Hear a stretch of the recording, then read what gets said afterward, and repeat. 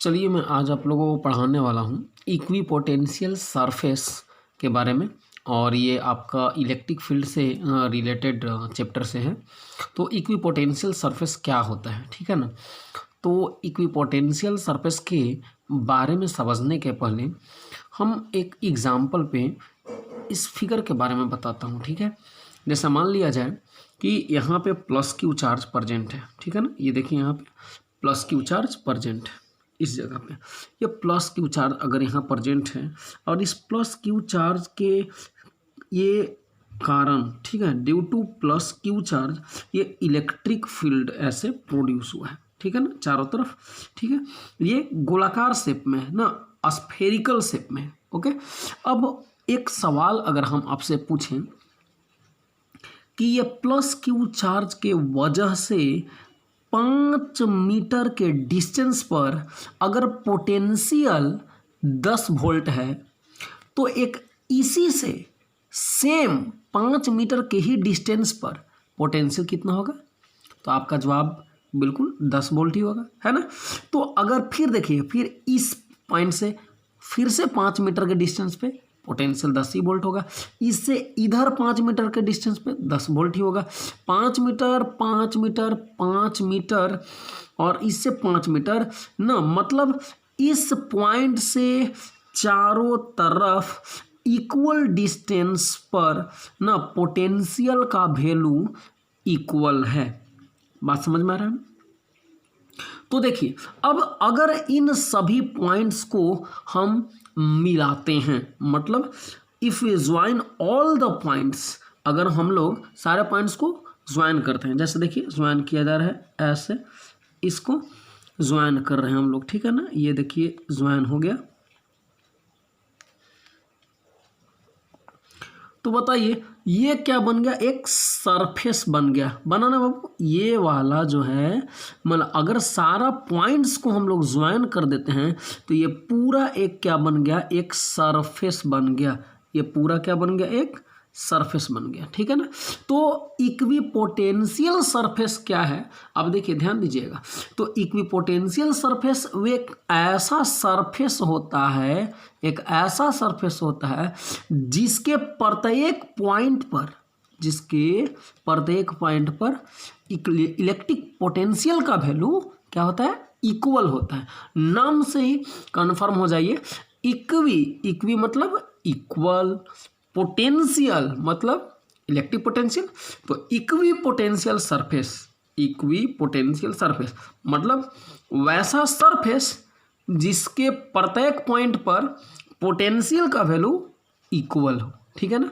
यानी फिर से वैसा सरफेस जिसके प्रत्येक पॉइंट पर पोटेंशियल का वैल्यू सेम रहेगा, वैसा सरफेस जिसके प्रत्येक पॉइंट पर पोटेंशियल का वैल्यू सेम रहेगा, उसे इक्विपोटेंशियल सरफेस कहा जाता है। बात समझ में आया? तो इसका डिफिनेशन क्या हो जाएगा? इन एन इलेक्ट्रिक फील्ड, मतलब किसी भी चार्ज के द्वारा ये इलेक्ट्रिक फील्ड ही ना प्रोड्यूस हो रहा है, ठीक है ना। तो in an electric field that surface is called equipotential surface on which electric potential is same at every point. बात समझ गए ना। चलिए अब हम अगला मेरा टॉपिक हुआ important properties of equipotential surface, ठीक है। तो देखिए यहाँ पर दिया हुआ the main properties of equipotential surface is given below. तो फर्स्ट प्रॉपर्टी क्या है? फर्स्ट प्रॉपर्टी है electric potential is same at every point on an equipotential surface. ये हम प्रॉपर्टी तो आपको पहले भी बता चुके कि इक्विपोटेंशियल सरफेस के प्रत्येक पॉइंट पर इलेक्ट्रिक पोटेंशियल का वैल्यू क्या होता है? सेम होता है, ठीक है।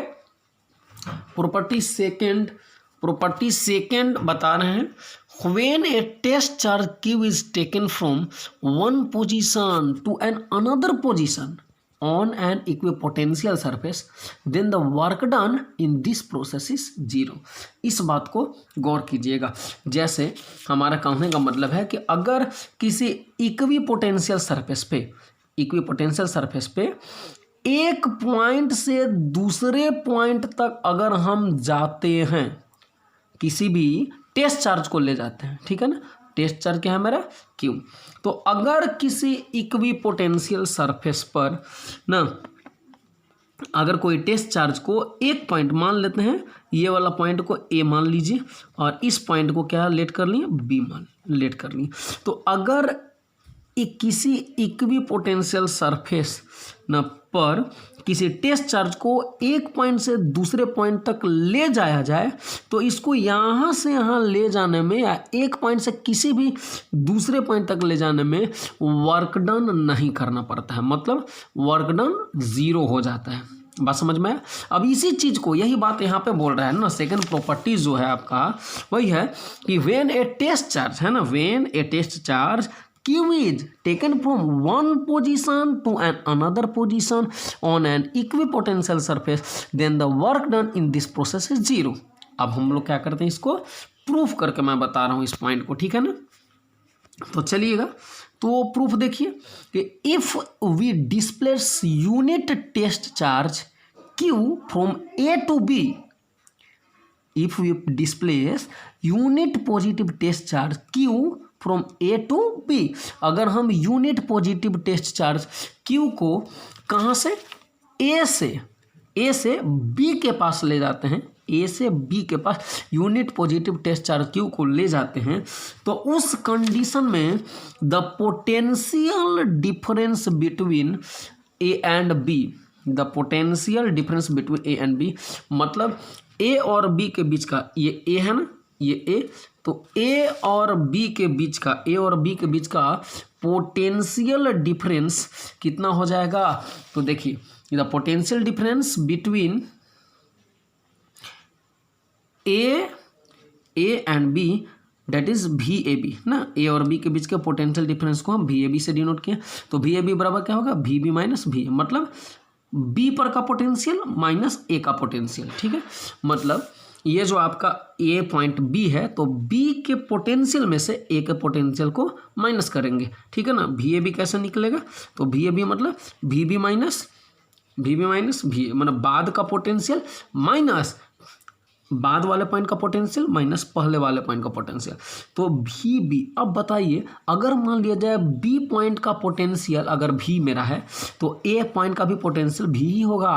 क्यों होगा, क्यों कि ये एक इक्विपोटेंशियल सरफेस है और हम इक्विपोटेंशियल सरफेस पे न चार्ज को एक पोजीशन से दूसरे पोजीशन पे ले जा रहे हैं, तो इसका पोटेंशियल अगर भी है तो भी A का भी पोटेंशियल भी होगा, V माइनस B 0। तो VAB का वैल्यू कितना आ जाएगा, देखिए यहाँ पर मैं कैलकुलेट करके किया हूँ, VAB बराबर VB माइनस BA और V माइनस B, ये भी V हो जाएगा, इसका भी वैल्यू V बराबर 0, यानी VAB बराबर कितना आ गया मेरा, ये वाला VAB का वैल्यू 0 आ गया। समझ में आया ना, ठीक है। तो चलिए अब देखिएगा, so the work done to bring Q charge from A to B, मतलब यूनिट पॉजिटिव चार्ज Q को A से B तक ले जाने में वर्क डन कितना पड़ता है, क्योंकि हमको प्रूव करना है कि कोई भी वर्क डन नहीं करना पड़ता, हम इसी चीज़ को ना प्रूव कर रहे हैं। हमने अभी क्या बताया कि इक्विपोटेंशियल सरफेस पे अगर यूनिट पॉजिटिव टेस्ट चार्ज को एक पोजीशन से दूसरे पोजीशन तक ले जाइएगा तो उसमें वर्क डन नहीं करना पड़ता, तो ये प्रूफ मैं बता रहा हूँ। तो देखिए, the work done to bring Q charge from A to B, तो W इसको तो V Q फार्मूला होगा, क्यों फार्मूला होगा, क्योंकि देखिए V बराबर W बाई Q फार्मूला होता है ना पोटेंशियल का, ये तो बताया है। और यहाँ से अगर W निकालेंगे तो V इंटू Q हो जाएगा, बात समझ गए। तो यही फार्मूला हम लिखे हैं, W equal to V into Q। तो V के जगह VAB निकाले हैं ना, जो पीछे बताया था अभी, V के जगह VAB और उसका वैल्यू 0 था, Q के जगह Q हो गया, तो वर्क डन कितना होगा, 0 इंटू Q 0, यानी वर्क डन हमको नहीं करना पड़ेगा।